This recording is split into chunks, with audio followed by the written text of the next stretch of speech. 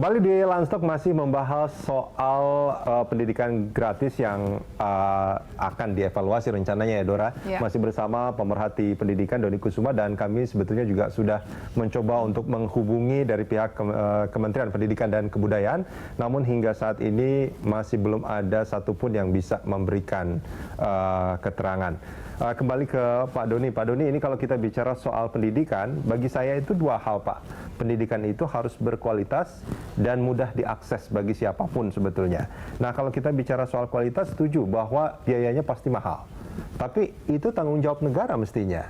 Nah, kalau misalkan mahal, terus juga masyarakat harus membayar, maka yang akses itu menjadi tertutup sebetulnya, terutama bagi mereka yang ekonominya rendah. Mampu, ya. Nah, ini gimana menurut Pak Doni? Dalam kebijakan pendidikan menurut saya akses dan kualitas ini kan seharusnya seimbang ya. Oke. Karena akses saja, membuka akses saja itu bisa tidak menjamin kualitas kalau tidak disiapkan. Karena pendidikan ini memang dua hal ini penting, tapi dia harus sinergis gitu. Riset kami tentang wajib belajar 12 tahun di beberapa daerah itu menunjukkan bahwa alasan anak-anak itu tidak sekolah itu terutama memang karena masalah ekonomi. Sehingga bantuan ekonomi itu akan membantu mereka akses ke sekolah. Tetapi di tempat lain ada sekolah-sekolah tetapi tidak ada siswanya karena ada kultur budaya yang berbeda di istilahnya pesisir, lalu kemudian di tempat-tempat lain ada kultur budaya yang memang anak harus bekerja membantu orang tua sehingga disediakan sekolah pun tetap tidak masuk. Tetap tidak masuk sekolah. Ada sekolahnya, ada gurunya berkualitas, tempatnya jauh. Jarak antara rumah dengan ini. Itu jadi juga anak kalau para siswa untuk akan menghambat gitu. Jadi memang pemerintah perlu secara strategis memetakan seandainya wajib belajar 12 tahun ini ingin direalisasikan, perlu pertama-tama membahas masalah tadi. Legal dulu.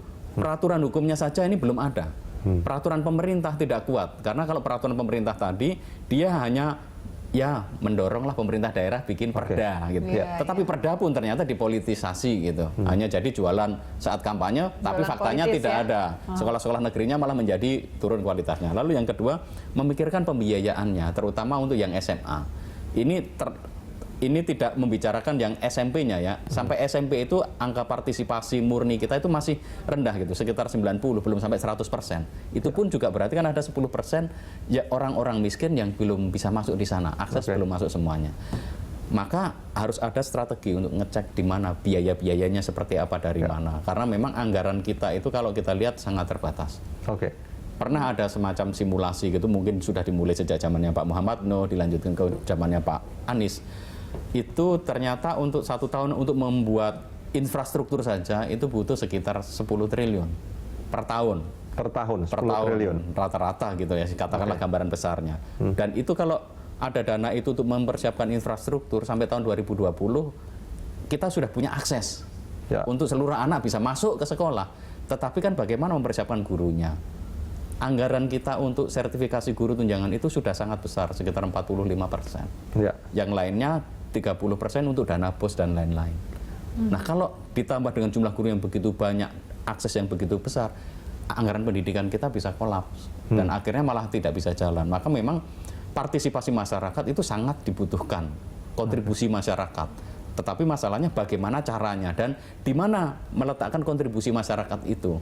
Kalau menurut saya kontribusi masyarakat harus diletakkan yang di pendidikan menengah, SMA dan SMK. Atau kalau dimulai dari SMA ya. Atau kalau menurut saya sebetulnya partisipasi masyarakat itu tidak dijadikan kewajiban Pak Doni. Karena ini kan merupakan kewajiban negara sebetulnya. Jadi yang dilakukan oleh masyarakat partisipasi yang lebih sukarela kan? Dan artinya itu harusnya seperti istilahnya sumbangan. Maka kan mereka membedakan di dalam peraturan itu pungutan dan sumbangan. Kalau pungutan itu kayak semacam ada kewajiban dan ada konsekuensi. Nggak dikasih rapot misalkan, lalu kemudian ada istilahnya konsekuensi. Sedangkan sumbangan itu kan sukarela. Ya, tapi kadang-kadang ada minimalnya Pak sumbangan itu. Di beberapa tempat itu mekanisme dengan komite sekolah pun juga sama. Jadi komite sekolah ini menjadi semacam lembaga stempel bahwa yuk sekolah menarik iuran dari masyarakat. Nah, ini memang ada beberapa hal yang memang harus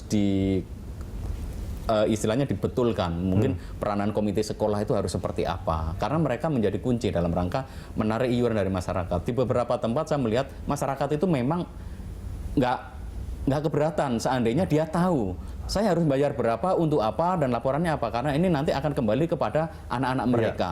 Yang masyarakat tidak mau itu adalah bahwa pemerintah atau sekolah itu menarik begitu saja tanpa ada pertanggungjawaban, sehingga kita tidak tahu sebenarnya uang ini dipakai untuk apa. Transparansi. Transparansi. Oke, itu menjadi kunci ya. Nah, oke. Masyarakat yang bisa melakukan pembayaran juga berarti masyarakat yang mampu ya Pak? Iya, ya? jelas. Tidak bisa. Dan harus ada prioritas bahwa untuk keluarga miskin harus benar-benar dibebaskan, dan itu harusnya berlaku bagi sekolah negeri maupun sekolah swasta yang dikelola pemerintah.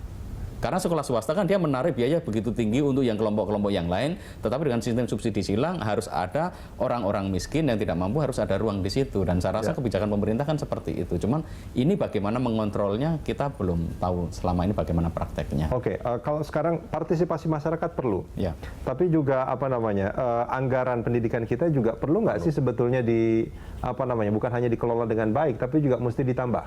Saya rasa perlu, karena 20% dalam APBN itu uangnya itu tersebar di banyak kementerian, bukan hanya di Kemendikbud. Ada di Kementerian Agama, Kemenkes, Kemensos, lalu di beberapa tempat lain yang tajuk mata anggarannya itu adalah fungsi gitu. Sedangkan yang urusan pendidikan yang memang jadi tidak murni 20%. Tidak murni. Tidak di Kemendikbud semuanya atau di Kemenristek. Di Kemendikbud tahun ini saja kan sekitar 42 triliun, yang tahun sebelumnya itu 49 triliun gitu. Itu saja kan sudah dibagi-bagi, dan dana itu sebagian besar itu transfer langsung ke daerah. Maka sebenarnya sekarang kuncinya itu ada di pemerintah daerah.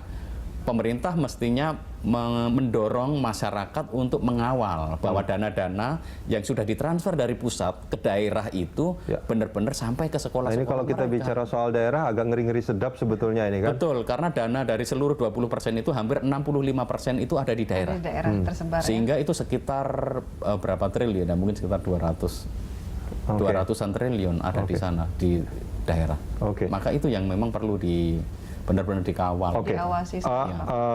Anggaran pendidikan harus dinaikkan. Nah, anggaran pendidikan itu kan dinaikkannya kan sebenarnya tergantung penerimaan pajak dari total APBN-nya. Jadi menaikkan anggaran pendidikan itu kita kan nggak bisa memaksakan, tergantung istilahnya ancangan untuk APBN-nya berapa, lalu kita kan sudah jelas dapat 20%. Ya, artinya kan gini sebetulnya Pak Doni, maaf kalau misalkan cara berpikirnya saya adalah pertama dari konstitusi kita. Konstitusi itu mewajibkan negara memberikan akses dan kualitas pendidikan yang baik kepada semua orang. Iya, warga negara. Itu yang pertama. Artinya itu menjadi kewajiban negara. Betul. Ketika dana yang kita miliki sekarang itu dirasa tidak cukup, maka itu harus dinaikkan. Betul. Sambil juga mungkin meminta partisipasi masyarakat yang sifatnya sukarela, tidak mewajibkan. Artinya kan itu sebetulnya yang harus dilakukan. Ada cara lain, Mas, selain meningkatkan. Tetapi kita juga mengatur regulasi yang selama ini tumpang tindih, karena kewajiban APBN 20% dari APBN lalu kemudian ditambah 20% dari APBD itu ternyata tumpang tindih penghitungannya gitu loh. Sehingga seharusnya kalau kita ingin meningkatkan kualitas pendidikan dan dalam era otonomi daerah itu kuncinya ada di kepala daerah, maka pemerintah daerah punya kewajiban untuk tidak double hitung. Berarti ini terbentur dengan pemerintah daerah ini Pak? Iya, pemerintah daerah dan aturan yang dibuat oleh Kemendagri. Gitu loh. Jadi di dalam Kemendagri sendiri itu beberapa dana yang transfer dari itu dimasukkan sebagai 20% anggaran daerah, padahal bukan gitu. Harusnya dipisahkan itu. Harusnya dipisahkan, tergantung kemampuan daerah. Daerah yang PAD-nya besar, dia harusnya lebih besar.